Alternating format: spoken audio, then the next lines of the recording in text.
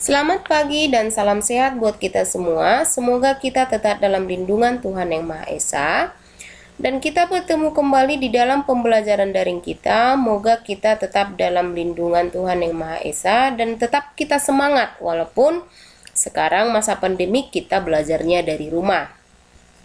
Nah, kepada anak didik kami sekalian, sebelumnya Ibu sudah memberikan materi tentang metabolisme sama kalian.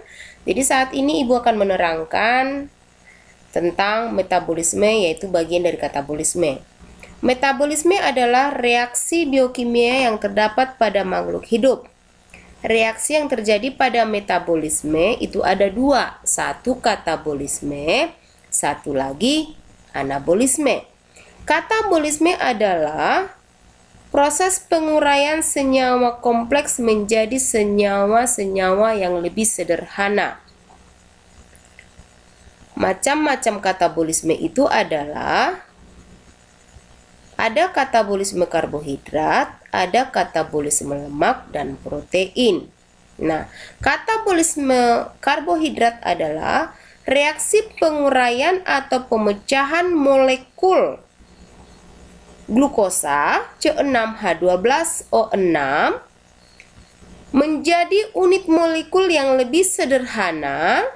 Ya, ini dia, menjadi molekul yang lebih sederhana serta menghasilkan energi.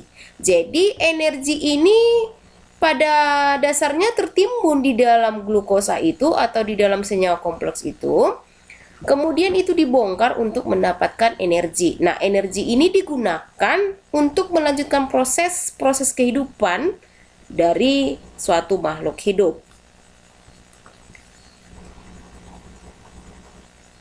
Energi yang dihasilkan ini nanti adalah berupa ATP, adenosin trifosfat.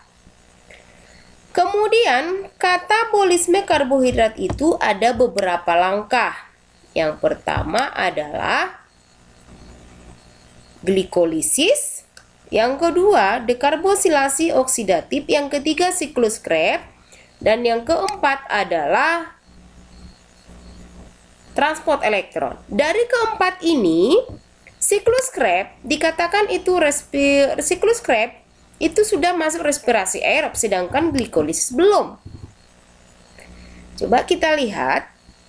Konsep penting dalam mempermudah mengingat materi katabolisme adalah apa substratnya dan apa hasilnya atau produk dari reaksi tersebut serta tempat, ya. Jadi artinya dari 4 tahap tersebut apa bahan dasar yang direaksikan, di mana tempatnya, dan apa hasilnya. Ya, apa hasilnya? Nah, yang pertama kita bahas adalah glikolisis.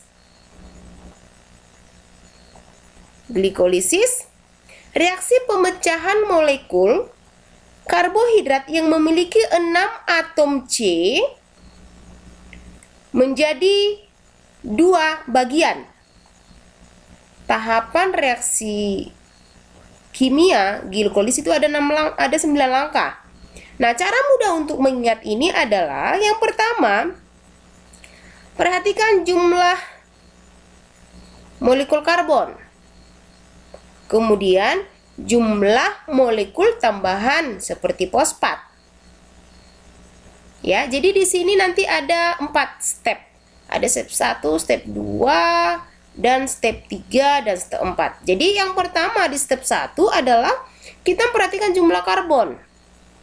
Kemudian yang kedua, jumlah molekul tambahan seperti fosfat.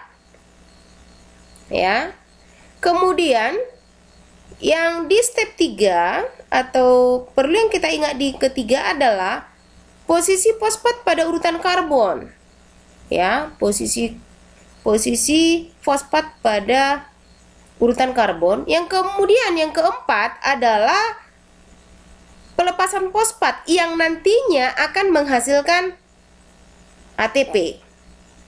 Selain itu, perhatikan juga posisi zat yang dibutuhkan maupun yang dihasilkan dalam tiap tahapannya. Nah, jadi di sini glukosa ya. Di sini ada glikolis dari kata glikogen atau glukosa. Kemudian menjadi glukosa 6-fosfat. Kemudian menjadi fruktosa 6-fosfat. Kemudian fruktosa 1,6-bifosfat. Nah, ini dia. Nah, di sini di tahap kelima sampai tahap yang ke-9. Nah, di sini nanti akan ada dihasilkan NADH. Jadi, proses glikolisis bisa kita lihat secara singkatnya pada grafik ini atau pada gambar ini. Jadi, yang perlu di sini adalah dari beberapa senyawa ini, yang perlu diingat adalah ada 3 hal yang perlu kita ingat. Yang pertama, tahapan memerlukan energi. Di mana di tahapan memerlukan energi itu pada langkah 1 dan langkah ketiga. Langkah 1 dan langkah ketiga itu tahapan memerlukan energi, atau boleh kita bilang tahapan meminjam energi. Kemudian yang kedua, tahapan pemecahan atom karbon, ya. Tahapan memecah atom karbon. Kemudian yang berikutnya, jadi tahapan yang pertama tadi itu reaksi 1 sampai 3. Kemudian tahapan memecah karbon itu di tahap keempat. Kemudian tahapan pelepasan energi itu ada di tahap 5 sampai terakhir, sampai ke 9. Ya, tahapan pelepasan energi itu terjadi pada langkah atau reaksi ke-5 dan ke-9 sampai ke-9. Di mana pada tahapan ini terjadi pelepasan energi berupa ATP. Ini dia. Kemudian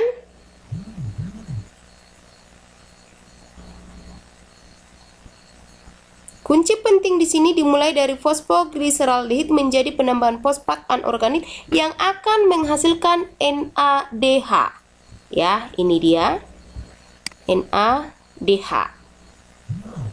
Fosfoglyceraldehyde diubah menjadi 1,3-fosfoglycerat yang memiliki 2 atom fosfat.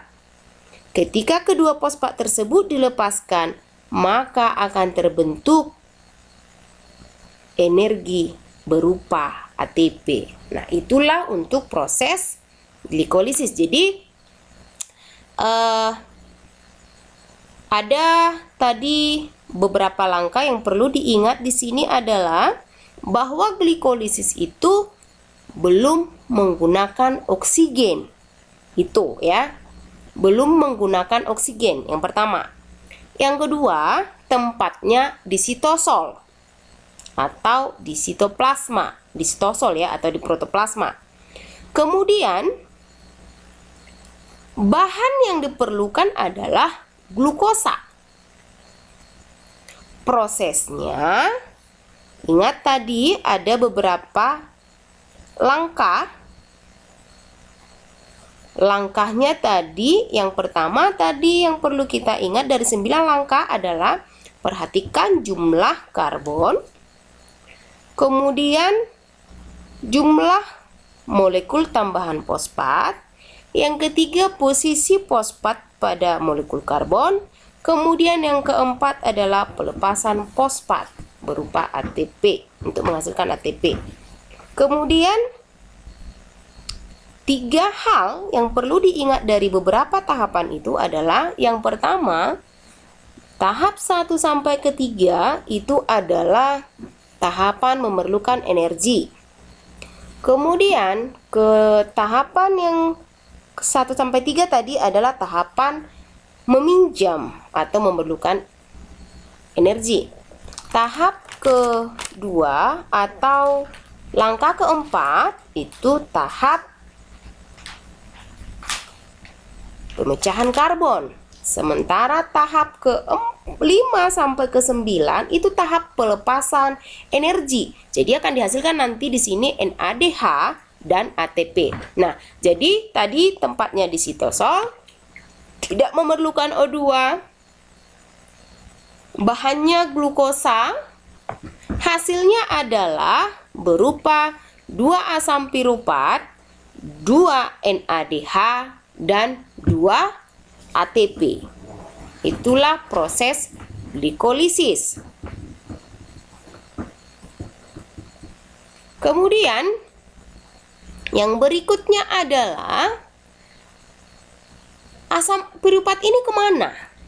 Nah, asam piruvat ini nanti akan menjadi bahan dasar untuk tahapan selanjutnya,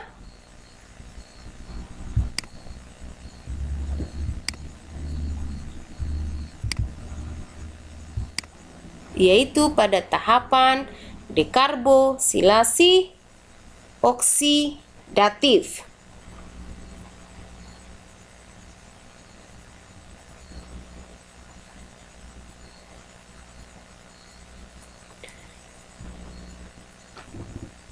Pada dekarbosilasi oksidatif ini, nah ini sudah terjadi atau sudah memerlukan oksigen. Pada sel eukariotik terjadi di mitokondria, sedangkan pada sel prokariotik terjadi di sitosol. Jadi bahan dasarnya di sini adalah asam piruvat yang dihasilkan di glikolisis. Dekarbosilasi oksidatif itu adalah reaksi perantara. Ya, reaksi artinya sebelum masuk ke siklus Krebs. Reaksi perantara antara glikolisis dengan siklus Krebs. Proses dekarbosilasi oksidatif terbaru yakni mulai dari sitoplasma menuju mitokondria. Langkah reaksi dekarbosilasi oksidatif ini cukup mudah, hanya mengubah asam piruvat yang 3 atom karbonnya menjadi asam sitrat yang memiliki 2 atom karbon. Tempatnya terjadi dekarbosilasi oksidatif itu adalah di matriks kondria, di matriks mitokondria. Hasilnya berupa 2 NADH dan 2 CO2. Kenapa seperti itu? Karena untuk melepaskan tadi yang 3 atom C menjadi 2 atom C-nya dilepaskan 1 atom karbon berupa CO2. Nah, kenapa ada 2 NADH? Karena yang masuk ke dekarbosilasi itu ada 2 tadi asam piruvat, ya. Jadi yang 2 ini sama-sama melepas 1 atom karbon sehingga terbentuklah nanti di dekarbosilasi oksidatif itu adalah 2 NADH dan 2 CO2. Itulah hasilnya. Dia membutuhkan oksigen dan tempatnya adalah di matriks mitokondria. Bahannya adalah asam piruvat yang dihasilkan pada glikolisis. Demikianlah dulu materi kita. Ibu menerangkan tentang glikolisis dan dekarbosilasi oksidatif. Dari keterangan atau penjelasan Ibu yang kamu dengarkan ini, silahkan kerjakan soal yang sudah Ibu buat pada Google Classroom. Sekian dan terima kasih. Semoga pembelajaran yang singkat ini bermanfaat. Salam sehat buat kita semua. Semoga kita tetap dalam lindungan Tuhan Yang Maha Esa.